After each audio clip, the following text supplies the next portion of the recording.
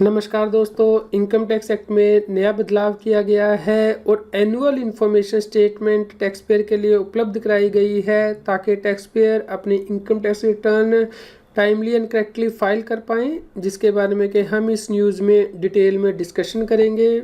दोस्तों, अभी तक टैक्स पेयर को 26 ईएस फॉर्म में टीडीएस से रिलेटेड इन्फॉर्मेशन उपलब्ध कराई जाती थी, लेकिन अब इनकम टैक्स डिपार्टमेंट के द्वारा नई फैसिलिटी एनुअल इंफॉर्मेशन स्टेटमेंट उपलब्ध कराई गई है इनकम टैक्स के कंप्लायंस पोर्टल पे, और 26 एएस भी ट्रेसिस पे उपलब्ध रहेगा जब तक कि जो नई एनुअल इंफॉर्मेशन स्टेटमेंट है वो वैलिडेट हो जाती है और कम्प्लीटली ऑपरेशनल हो जाती है। नई एनुअल इन्फॉर्मेशन स्टेटमेंट में कुछ एडिशनल इन्फॉर्मेशन भी आपको प्रोवाइड की जाएगी, यानी कि टीडीएस के अलावा आपको ये भी बताया जाएगा कि आपको इंटरेस्ट कितना मिला है, dividend, security transactions, mutual fund transactions या फॉरेन रेमिटेंस से रिलेटेड इन्फॉर्मेशन भी इस स्टेटमेंट में टैक्स पेयर को उपलब्ध करा दी जाएगी। इसके अलावा टैक्स पेयर इस इन्फॉर्मेशन को डाउनलोड कर सकते हैं पीडीएफ, जेसन, सीएसवी फॉर्मेट में।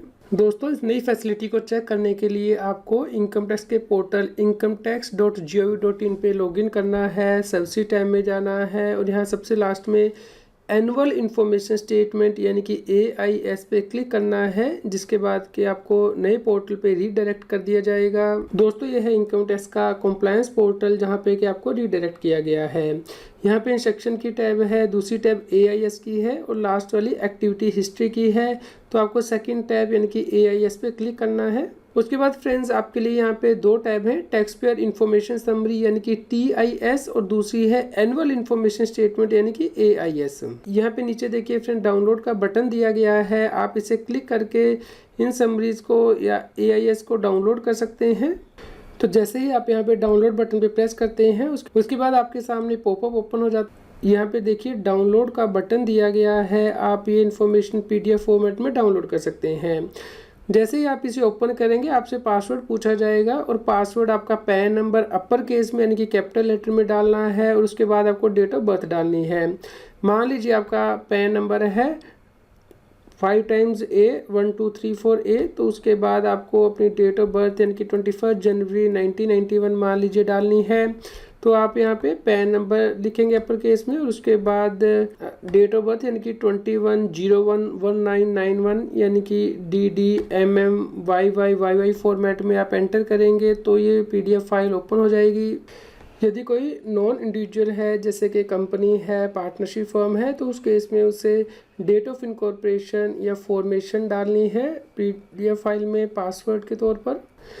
दोस्तों, आप यहाँ पे TIS यानी कि टैक्स पेयर इन्फॉर्मेशन समरी देख सकते हैं। जैसे कि मान लीजिए यहाँ पे किसी व्यक्ति के द्वारा रेंट रिसीव किया गया है तो उसकी डिटेल आएगी, processed value, dried value, interest from saving bank, interest from fix deposit, यदि व्यक्ति ने लैंड या बिल्डिंग सेल की है या फिर इमोबल प्रॉपर्टी ट्रांसफ़र की है तो उसकी डिटेल भी यहाँ पे आएगी, या फिर बिजनेस की है तो उसकी डिटेल भी आएगी।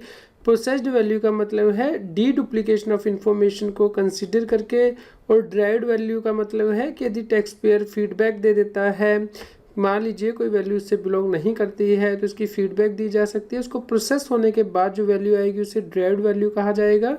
और आप इसकी समरी नीचे देख सकते हैं स्क्रॉल करके।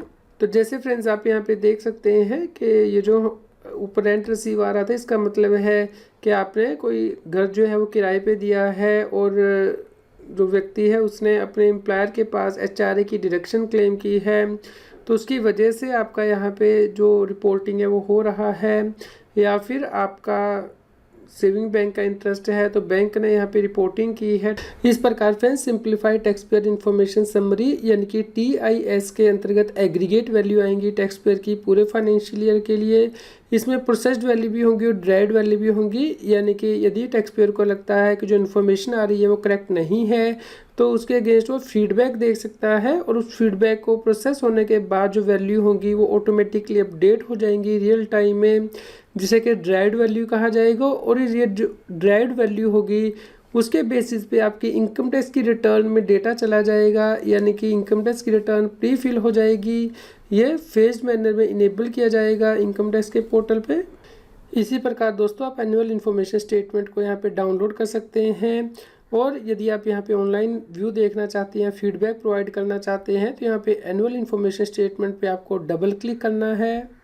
दोस्तों आप यहाँ पे टैब देख सकते हैं, जैसे पार्ट बी के अंदर टीडीएस टीसीएस इन्फॉर्मेशन की टैब है, एसएफटी इन्फॉर्मेशन यानी कि यदि आपका सेम बैंक से इंटरेस्ट है या एफडीआर से इंटरेस्ट इनकम है तो इस टैब के अंतर्गत रिपोर्टिंग होगी। यदि आपने कोई टैक्सेस पे किए हैं, सेल्फ असेसमेंट टैक्स या एडवांस टैक्स, तो आप यहाँ देख सकते हैं। यदि कोई इनकम टैक्स की डिमांड है या फिर रिफंड है तो यहाँ पे टैब पे क्लिक करेंगे, उसके आगे यहाँ पे डिमांड की टैब सेपरेट है, रिफंड की सेपरेट है, तो आप देख सकते हैं। और अदर इन्फॉर्मेशन के अंतर्गत यदि कोई और रेलेवेंट इन्फॉर्मेशन है, जैसे कि मान लीजिए आपने किसी व्यक्ति से रेंट रिसीव किया है और उसने ये इन्फॉर्मेशन अपने एम्प्लॉयर को रिपोर्ट की है हाउस रेंट अलाउंस के लिए, तो उसकी डिटेल आपको यहाँ पे दिखाई देगी।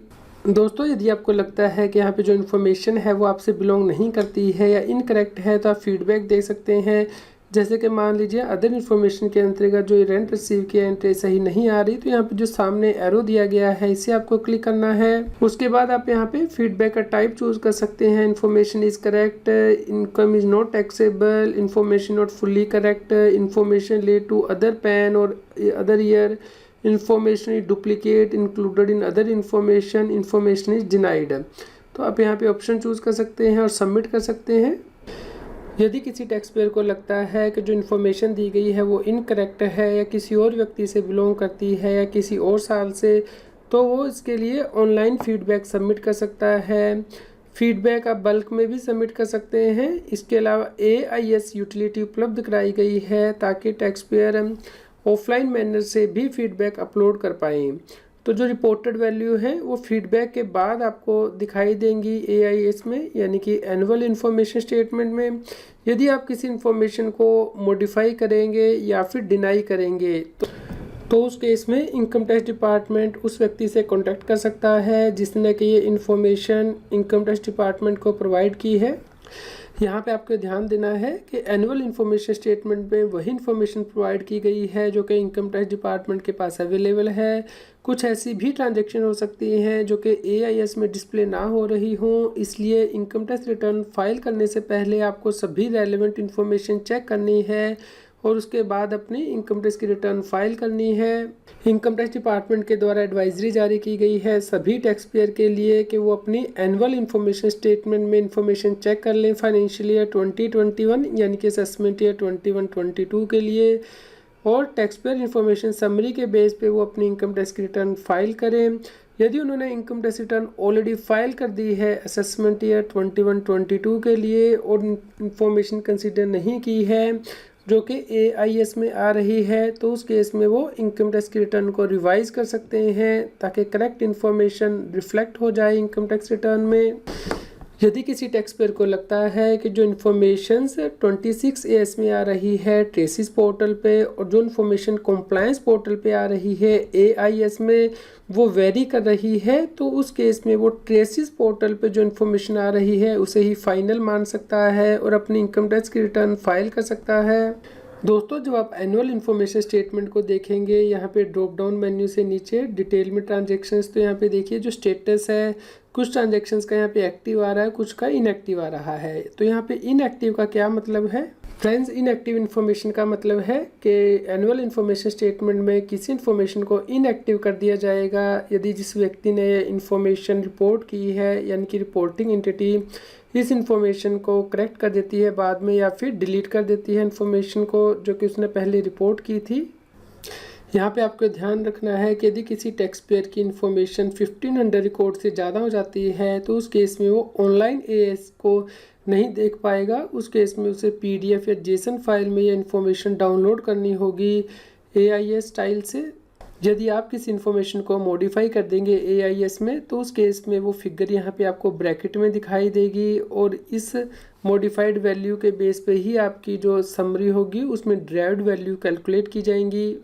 इसके अलावा AIS के अंतर्गत एक्टिविटी हिस्ट्री टैब भी प्रोवाइड की गई है। यदि आप देखना चाहते हैं कि किस व्यक्ति ने आपके AIS को चेक किया है, किस डेट को और कौन सी एंट्री यहाँ पे सबमिट की है, किस IP एड्रेस से, वो आप इन्फॉर्मेशन यहाँ पे देख पाएंगे और इसे डाउनलोड भी कर पाएंगे। फ्रेंड्स, यदि आप बल्क में फीडबैक प्रोवाइड करना चाहते हैं तो आप रेलेवेंट इन्फॉर्मेशन को ओपन करेंगे। यहाँ पे देखिए बल्क फीडबैक की ऑप्शन दी गई है, इसे आपको क्लिक करना है, जिससे कि आप मल्टीपल एंट्रीज को एक साथ सेलेक्ट करके बल्क में रिप्लाई कर सकते हैं कि क्या वो इन्फॉर्मेशन करेक्ट है या पार्टली करेक्ट है टेक्स्ट्रा। दोस्तों, यदि आप AIS यूटिलिटी को डाउनलोड करना चाहते हैं फीडबैक देने के लिए ऑफलाइन, तो उस केस में आपको रिसोर्सेज टैब में जाना है। यहाँ पे यूटिलिटी की टैब दी गई है, इसे क्लिक करके यहाँ पे डाउनलोड के लिए ऑप्शन दिया गया है। आपको न्यू वर्जन ही इंस्टॉल करना है। यदि आपके पास प्रीवियस वर्जन है तो पहले आप उसे अनइंस्टॉल कर दीजिए, उसके बाद न्यू वर्जन इंस्टॉल कीजिए। तो फ्रेंड्स, मैं आपको रीकैप कर देता हूँ।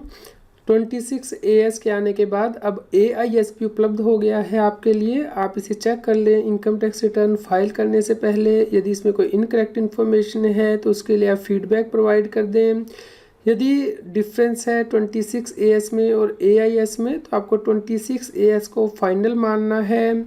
और यदि आप ITR ऑलरेडी फाइल कर चुके हैं और अभी कुछ इन्फॉर्मेशन आ रही है AIS में, तो आप रिवाइज कर लें अपनी ITR को और सभी रिलेटेड इन्फॉर्मेशन आप चेक करें, उसके बाद ही ITR फाइल करें। कम्प्लीटली एनुअल इन्फॉर्मेशन स्टेटमेंट पे आप रिलाई ना करें।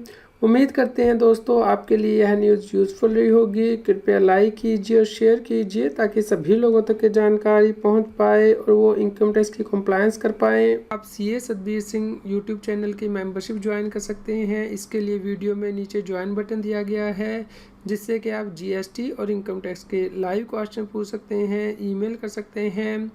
इसके अलावा कम्युनिटी टैब के अंतर्गत हम मेंबर्स के लिए GST और इनकम टैक्स के केस लॉज और आर्टिकल्स पोस्ट करते हैं, जिन्हें कि आप रेफ़र कर सकते हैं।